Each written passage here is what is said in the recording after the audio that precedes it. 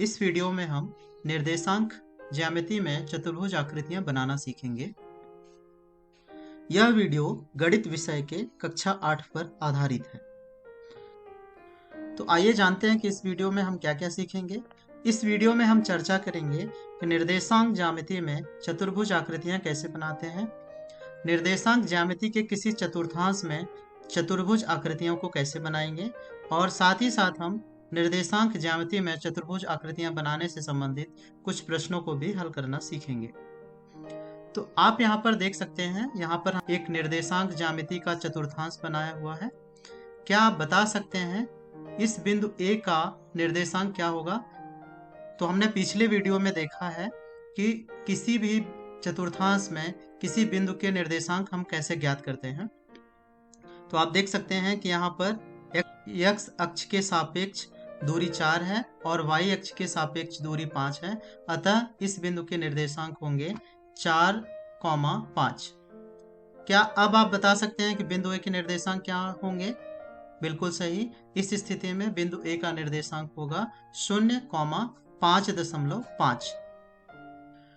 अब यहाँ पर हमने एक वर्ग बनाया हुआ है।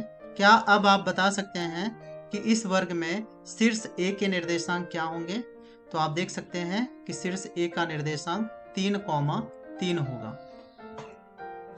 क्या अब आप यहाँ पर बता सकते हैं कि शीर्ष A का निर्देशांक क्या होगा? क्योंकि यह एक वर्ग है, इसलिए इसकी लंबाई और चौड़ाई बराबर होती है, इसलिए x अक्ष के सापेक्ष दूरी तो 3 ही रहेगी, लेकिन y अक्ष के सापेक्ष दूरी 3 धन 3 बराबर 6 होगी।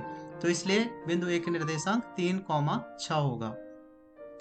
क्या अब आप यहाँ पर बता सकते हैं कि बिंदु A के निर्देशांक क्या होंगे? बिल्कुल सही। बिंदु A का निर्देशांक होगा 2,6। क्या अब आप यहाँ पर बता सकते हैं बिंदु A के निर्देशांक क्या होंगे?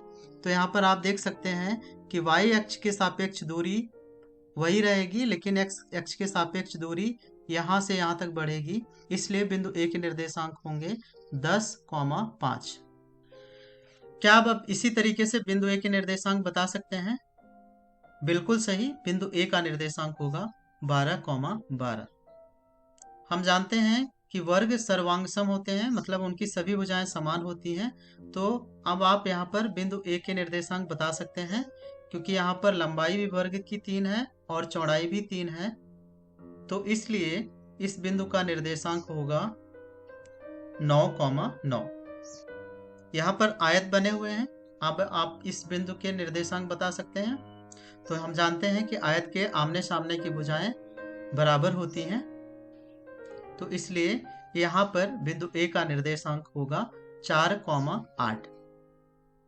अब आप वीडियो को थोड़ी समय रोकें और इन आकृतियों को अपने नोटबुक पर बनाएं और यहाँ पर दिए गए बिंदुओं A, B, C, D, E और F के निर्देशांक ज्ञात करें।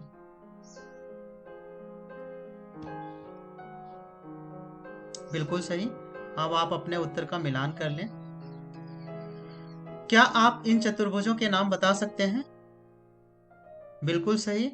इन चतुर्भुजों के नाम आयत, समद्विबाहु समलंब चतुर्भुज, समांतर चतुर्भुज, समचतुर्भुज और पतंग हैं। अब आप अपनी नोटबुक पर इन चतुर्भुजों को बनाइए और समान भुजाओं या सममित अक्ष को चिन्हांकित करें कुछ इस तरीके से। यहाँ पर एक वर्ग के 3 शीर्ष दिए गए हैं। आप अज्ञात शीर्ष के निर्देशांक ज्ञात करें। तो क्योंकि यह वर्ग है और हम जानते हैं कि वर्ग की सभी भुजाएं समान लंबाई की होती हैं, इसलिए इस वर्ग के इस बिंदु के निर्देशांक होंगे 6,5। इसी तरीके से यहाँ पर आयत के 3 शीर्ष दिए गए हैं, तो आपको चौथे शीर्ष का निर्देशांक ज्ञात करना है। चौथे शीर्ष का निर्देशांक हम जानते हैं कि आयत के आमने सामने की भुजाएं बराबर होती हैं, अतः यहाँ पर इस शीर्ष के निर्देशांक होंगे 5,1। इसी तरीके से यहाँ पर एक समांतर चतुर्भुज के 3 शीर्ष दिए गए हैं। आपको अज्ञात शीर्ष का निर्देशांक ज्ञात करना है।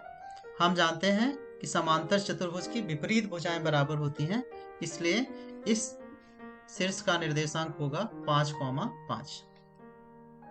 अब आप नोटबुक पर इस तरीके के चतुर्भुजों को बनाइए और अज्ञात बिंदु का निर्देशांक ज्ञात कीजिए कुछ इस तरीके से। अब आप अपने उत्तर का मिलान कर लें। यहाँ पर भी आपके लिए कुछ प्रश्न दिए गए हैं। इन चतुर्भुजों के अज्ञात शीर्ष का निर्देशांक ज्ञात करें और अब आप अपने उत्तर का मिलान कर लें। इस वीडियो में हमने सीखा कि निर्देशांक ज्यामिति में चतुर्भुज आकृतियों को कैसे बनाते हैं, निर्देशांक ज्यामिति में किसी चतुर्थांश में चतुर्भुज आकृतियों को कैसे बनाते हैं। साथ ही साथ हमने निर्देशांक ज्यामिति में चतुर्भुज आकृतियों को बनाने से संबंधित कुछ प्रश्न भी हल किए। अब आप निम्न प्रश्न का वर्णन करते हुए अपने मित्र को एक व्हाट्सएप संदेश लिखें। आपके लिए प्रश्न है, निर्देशांक ज्यामिति में चतुर्भुज आकृतियां कैसे बनाते हैं। इस वीडियो में इतना ही। धन्यवाद।